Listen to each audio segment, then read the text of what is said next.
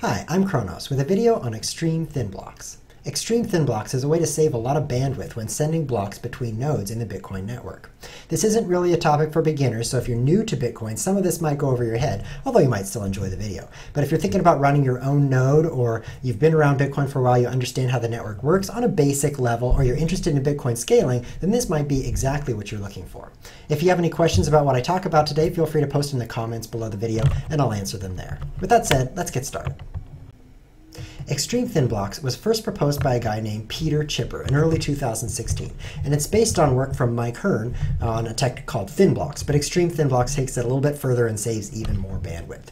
This was first proposed to a client called Bitcoin Unlimited. This is not a special kind of Bitcoin, it's just the name of a specific kind of node that runs on the Bitcoin network with all the other nodes. And it was proposed as a Bitcoin Unlimited Improvement Proposal. That's what BUIP stands for here. And this is actually a link. So if you click in the video description, you can download these slides for free, and you can click this link and read exactly what that proposal was for Xtreme Thinblocks. So Peter Chipper wrote it out all very well, but we're going to cover a little bit more in this video. What exactly we're going to cover? Let's talk about the agenda. First, exactly how Xtreme Thinblocks works. So we're going to go into the nitty-gritty here. We're going to talk about the Bloom filters that it uses, and stick around. Bloom filters are awesome. Then we'll look at some live network data. Not live, but live. You may not know this if you live in a certain sector of the Bitcoin internet, but there are Bitcoin nodes outside of Bitcoin Core, and Bitcoin Unlimited is actually running Xtreme Thinblocks today. So we're going to look at exactly what improvements that's bringing.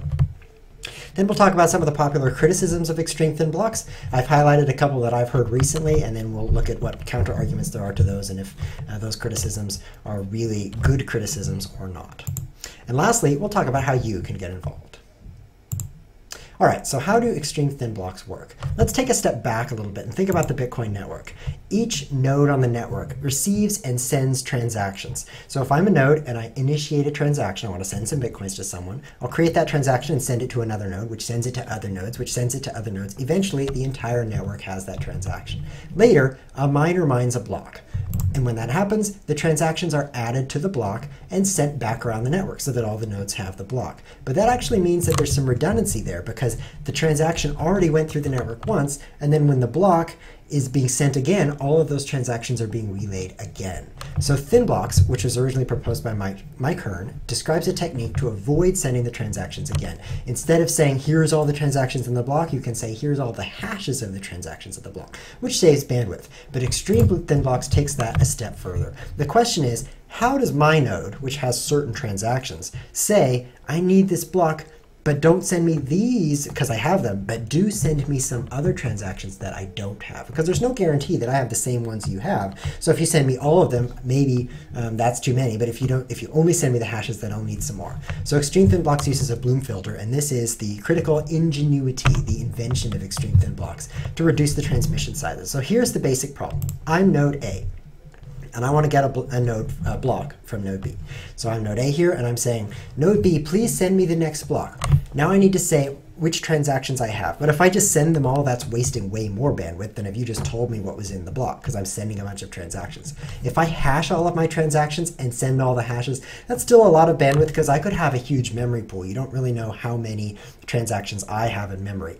So this Bloom filter here, which I'll explain how it works, is a way for node A to say, for me to say, here's the transactions that I have. Probably. It's kind of probabilistic, which is pretty awesome, really. It usually works, and when it doesn't, it's just a little bit slower. And then node B can say, okay, based on this information, I'll send you this block with these hashes and these transactions. So how does this Bloom filter work?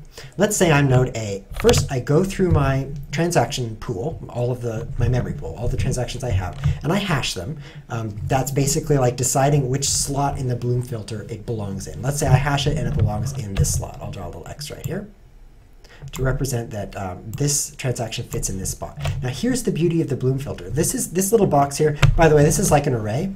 If you're computer science, you know what that means. If you don't, it's like a row of buckets. It's like buckets for the transactions. But the trick is this bucket does not hold the entire transaction. In fact, it doesn't even hold the hash of transaction, which is much, much smaller to hash it. It actually holds only a yes or a no, like true or false, like a bit. It's a Boolean, which is very, very small. It allows the whole Bloom filter to take up much less bandwidth when you're sending it off to node B.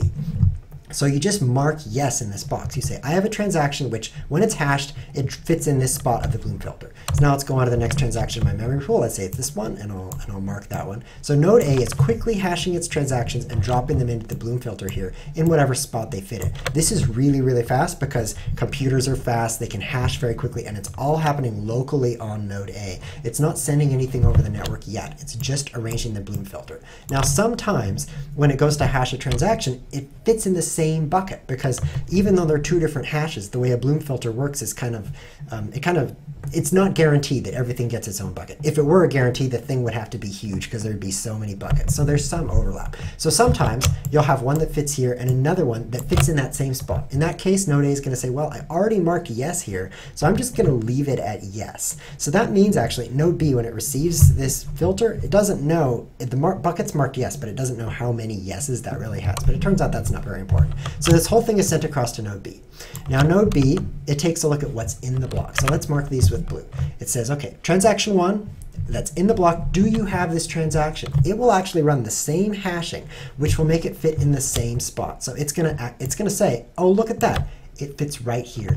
Now, node A probably has this transaction, so I'm just going to send you the hash. This H represents hash. Isn't that a beautiful H? Oh, yes, it is, Kronos. Thanks for mentioning it. You're a great artist. Oh, thank you very much, Kronos. So this H represents hash. It's very, very small to just send the hash of the transaction. You're not sending the whole transaction, which would take a lot more bandwidth. You're just sending the hash. Now we'll look at the second one in the block. Maybe it fits over here.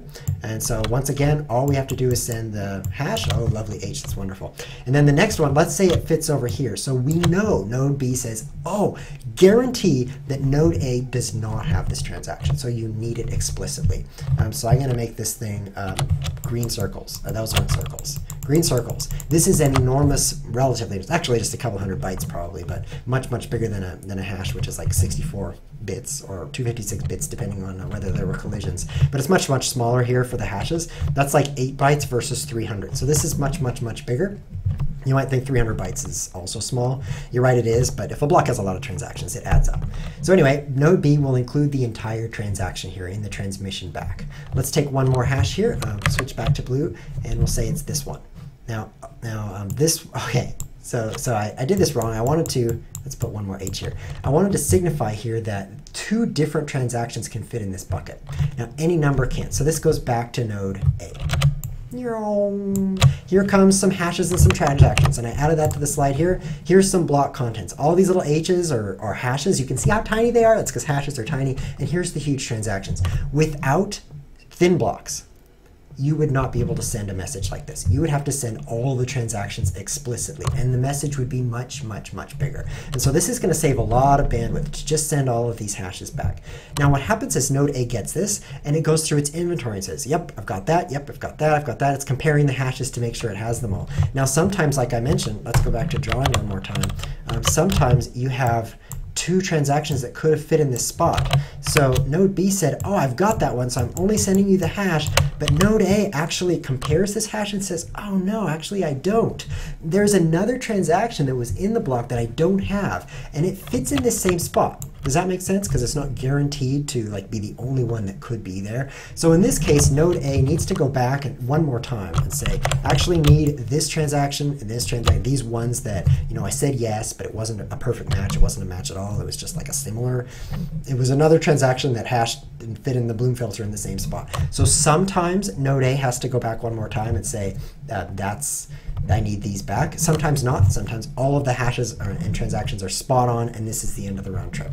But let's say for the worst case scenario is that one more round trip here. So this is Thinblocks in a short diagram here. Whoops, bumped the microphone. Node A says, here's a Bloom filter of what I've got. Node B says, here's a block, and it's super thin. In fact, it's extremely thin, although the Xtreme references the Bloom filter technology. Node A says, oh, that's awesome, but I need this one more transaction. And then node B says, okay, here you go. And that's the whole thing. Then the block was transmitted between the nodes much, much less bandwidth than if all of the transactions were transmitted again. So let's take a look at some real-world data. Exactly how much less bandwidth is that? So here's the live network data. This is running on the Bitcoin network today. This axis, these columns, is one block. So this is actually 288 blocks in total on the diagram. And the vertical axis is size. So a million here is a million bytes, which is 1 megabyte. You might be like, whoa, that's interesting. It all caps out right here at the top. Yes, thanks for noticing. The blocks are nearly full. Most of the nodes, mining nodes on the network, are running a software called Bitcoin Core, and that has a limit to the block size of 1 megabyte here, and that's why this is happening. If more mining nodes actually move their limit up, eventually enough of them will have the limit high enough that this can be moved. So if you're a miner, by the way, you should look into BIP 109, which is currently the most popular proposal to increase that limit, because that would be a good thing for the network, in my opinion. So anyway, here's the blue, the block size, and here's the red, the XT, that's extreme thin block size, much, much, much smaller. How much smaller? Well, the total size of all of these blocks together is 237 megabytes. That's out of 288 possible if they were all maxed out at 1 megabyte. So it's pretty full. Total extreme thin block size, 19 megabytes. Boom! Mind blown.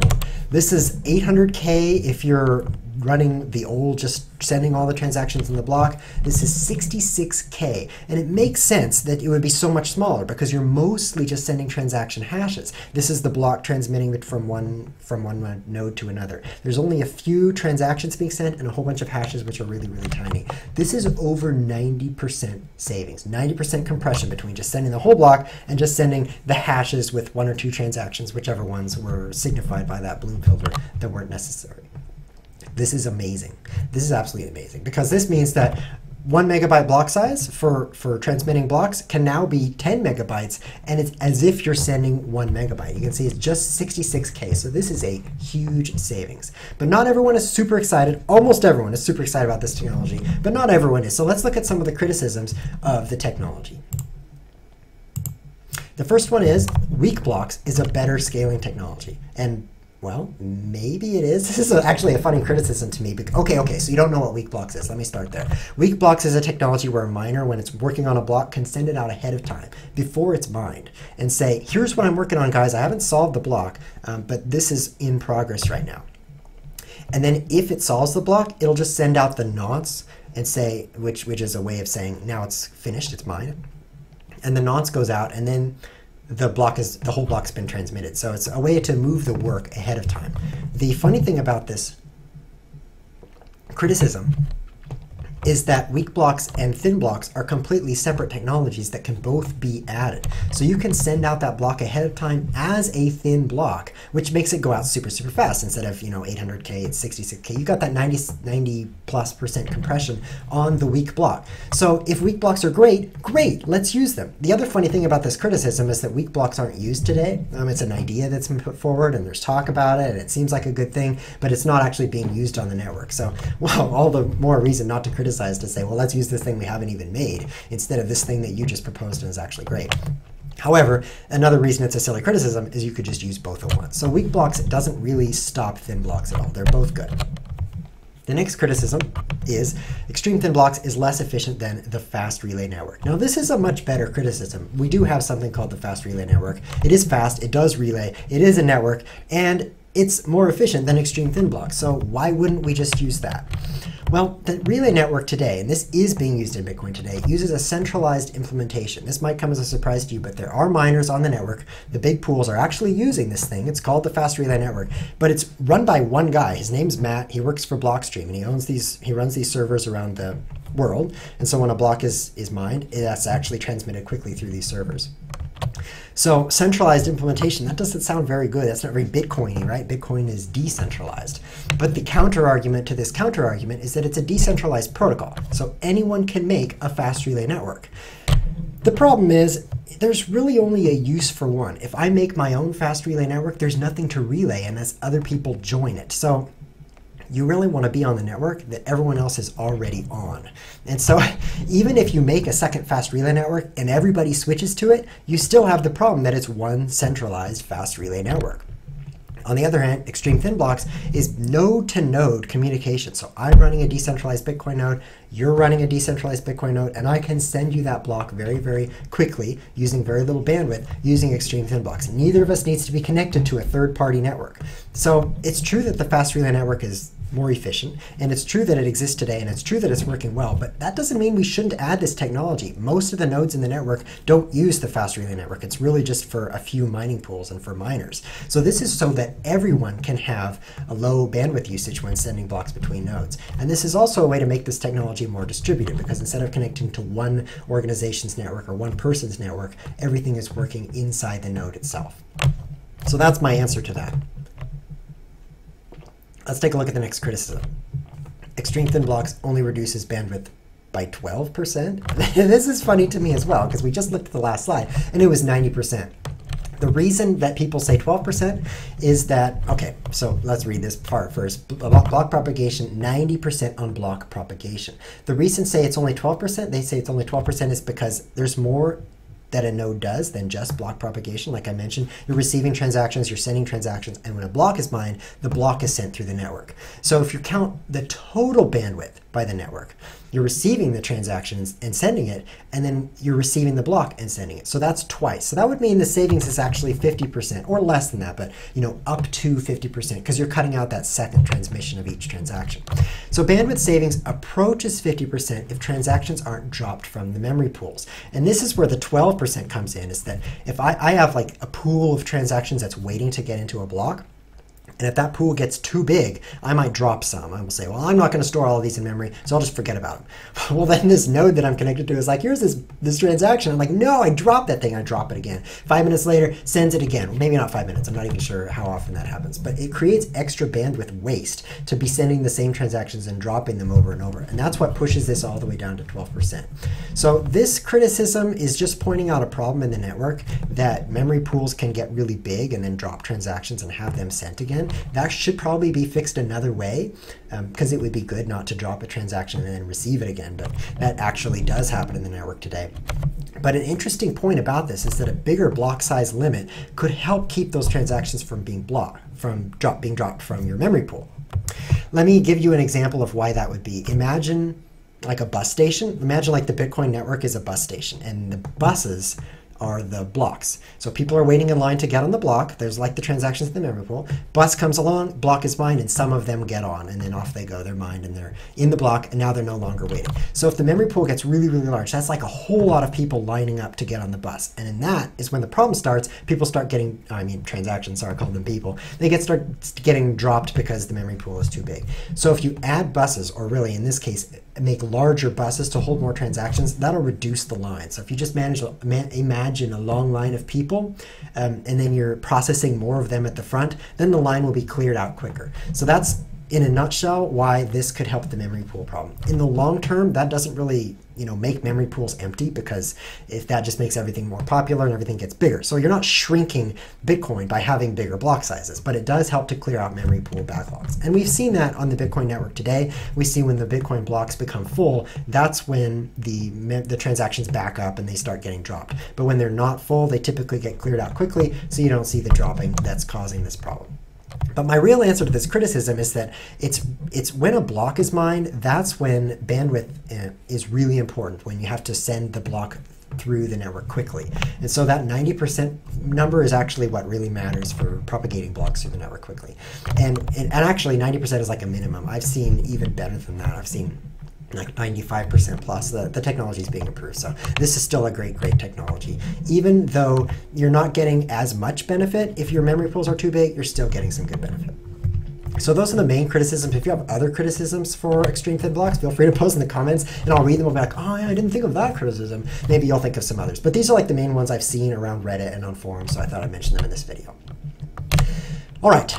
How can you get involved? First of all, run a full node. More people could be doing this who don't. This is like a Bitcoin node is if your computer is receiving all the transactions. If you're just running Bitcoin on your phone, you're probably not running a full node today. Or if you're running software like Electrum, that's not a full node. It's okay to not run a full node. You're not receiving everybody's transactions and retransmitting them. That's probably a good thing, because running a full node takes a little bit more of everything. You do have to have more bandwidth, like we've covered. Maybe you have to have a faster computer to process all the transactions. So what kind of full node should you run? Well, first of all, your first choice if you love Xtreme Thinblocks should be Bitcoin Unlimited. You may not know this, but it's in the latest version right now. At the time of this recording, that's version 0.12. You can go on the website. This is a link. If you download the slides, you can click on it, download Bitcoin Unlimited, run that thing, and after it syncs up, after a fairly long time, right, because the blockchain's not tiny, you're going to have Thinblocks built in. It's automatically turned on. So this is the place to go right now if you want Xtreme Thinblocks. However, these other clients, Bitcoin Unlimited is Bitcoin XT, already adding Xtreme Thinblocks. It's being worked on now. Bitcoin Classic is another alternative node. It's on the roadmap. This is a link to their 2016 roadmap. It's like Q2, Q3. They're talking about scaling options. They're considering Thinblocks. They're considering weak blocks and some other options. I believe it's going to be added pretty quickly because Thinblocks is popular and a great solution. But that remains to be seen. So if you want Thinblocks right now, go get Bitcoin Unlimited. But if you're content to wait and just have it added along with everybody else, there's a lot more Bitcoin Classic nodes than Bitcoin Unlimited nodes. So you could just run Classic and wait to get it when the majority of nodes do.